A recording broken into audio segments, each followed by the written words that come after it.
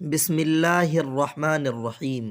محمد ابن اسحاق رحمہ اللہ تعالی نے حضرت عبداللہ ابن عباس رضی اللہ عنہما سے نقل کیا ہے کہ قریش نے نضر بن حارث اور عقبہ بن ابی معیط کو مدینہ یہود کے علماء کے پاس یہ پیغام لے کر بھیجا کہ چونکہ تم خود کو اہل کتاب کہتے ہو اور تمہارا دعویٰ ہے کہ تمہارے پاس پہلے کے انبیاء کا وہ علم ہے جو ہمارے پاس نہیں ہے، لہٰذا محمد کے متعلق ہم کو یہ بتائیں کہ ان کے نبی ہونے کے دعوے کے متعلق آپ کی کتابوں میں کوئی تذکرہ یا علامتیں موجود ہیں یا نہیں۔ یہودیوں کے علماء نے ان سے کہا کہ ہم آپ کو 3 سوالات دیتے ہیں، ان کے جواب ان سے پوچھنا، اگر تینوں سوال کے جواب دے دیے تو سمجھ لینا کہ وہ اللہ کے نبی نہیں ہے، اور اگر تینوں سوال میں سے کسی کا جواب نہ دے سکیں تو بھی سمجھنا کہ اللہ کے نبی نہیں ہیں۔ سامعین کرام، کتنی عجیب بات ہے نا کہ تینوں کے جواب دیں تو بھی نبی نہیں، اور تینوں کے جواب نہ دے سکیں تو بھی نبی نہیں، اور اگر 3 میں سے 2 سوال کے جواب دیں اور 1 سوال کا جواب نہ دیں تو سمجھنا کہ وہ اللہ کے نبی ہیں۔ ان 3 سوالوں میں سے پہلا سوال 15ویں پارے میں سورہ بنی اسرائیل میں ہے، باقی 2 سوال سورہ کہف میں ہے۔ نمبر 1، ان نوجوانوں کا قصہ پوچھو جو پرانے زمانے میں شرک سے بچنے کے لیے کسی غار میں چھپ گئے تھے، اس لیے کہ ان کا قصہ عجیب ہے۔ نمبر 2، اس شخص کا حال پوچھو جس نے زمین کے مشرق و مغرب کا سفر کیا۔ نمبر 3، روح کے متعلق بیان کیجئے اس کی حقیقت کیا ہے۔ یہ 3 سوال یہودیوں نے ان کو سکھلائے۔ یہ کافر بہت خوش ہوئے کہ اب پتہ چل جائے گا کہ یہ واقعی سچے نبی ہیں یا بناوٹی نبی ہیں۔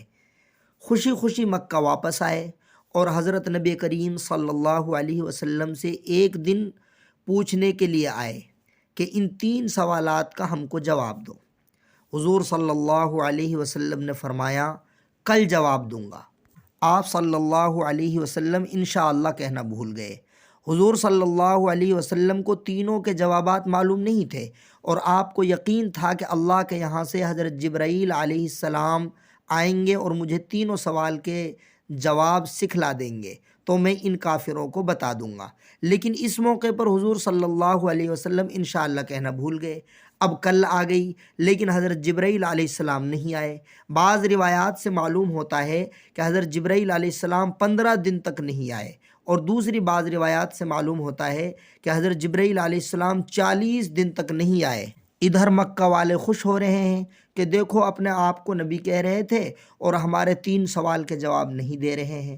لمبا زمانہ گزرنے کے بعد ایک دن حضرت جبرائیل علیہ السلام تشریف لائے اور قرآن کی آیت سنائی، وَلَا تَقُولَنَّ لِشَيْءٍ إِنِّي فَاعِلٌ ذَلِكَ غَدًا إِلَّا أَن يَشَاءَ اللَّهُ۔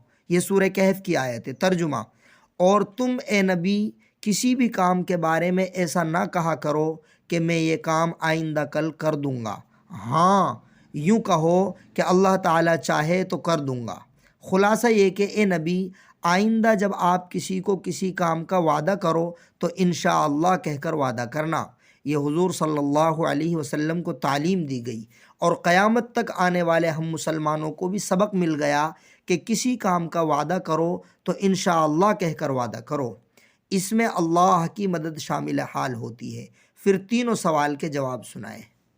اللہ تعالیٰ سے دعا ہے کہ اللہ تعالیٰ ہم کو دینی تعلیمات پر عمل کرنے کی توفیق عطا فرمائے، آمین یا رب العالمین۔